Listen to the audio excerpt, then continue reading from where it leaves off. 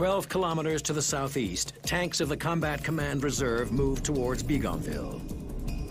Their mission is to take the heavily defended town and protect the flank of units advancing towards Bastogne. En route, they encounter a German patrol. But we made our approach into Bougainville, and I pulled our tank up behind the railroad track. Momentarily, here came a Sherman tank and 2 German SPs. They captured an American Sherman and painted out our stars and painted on their cross. And when I came up behind the railroad track, my hull was in defilade. Defilade, the tank comes up from the rear, and as it approaches up, its gun points over the hill. That's called hull defilade because the hull is not seen by the enemy.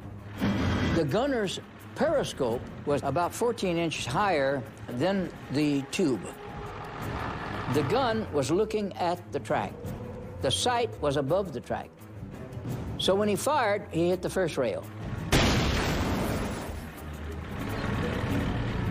And I said, push up a little bit, and he pushed up a little bit more, fired again, hit the second rail. I said, push up further. Yeah, roger. So I pushed it up enough that I got beyond the track, and we got a shell into the Sherman tank. And I also added another shell to each of these SPs. With the German patrol outside Bougainville eliminated, Captain Leach leads his B company into the center of the town. So our approach in every village, we would recon by fire with the bow gun shooting one direction and the coax machine gun shooting another on the side of the roads. So we were an avalanche of fire, movement, fire and movement.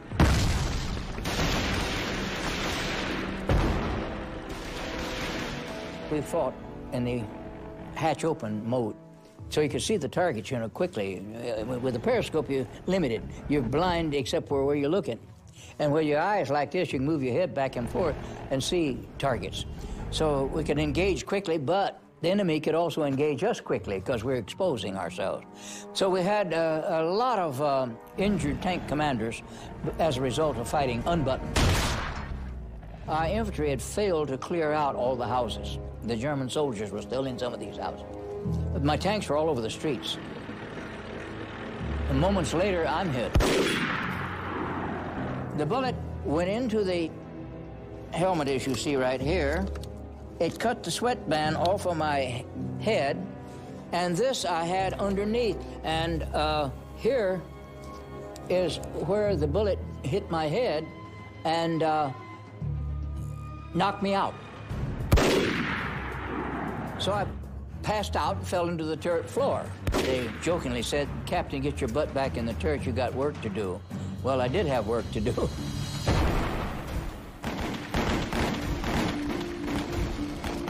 In 16 hours, the CCR takes Bougainville.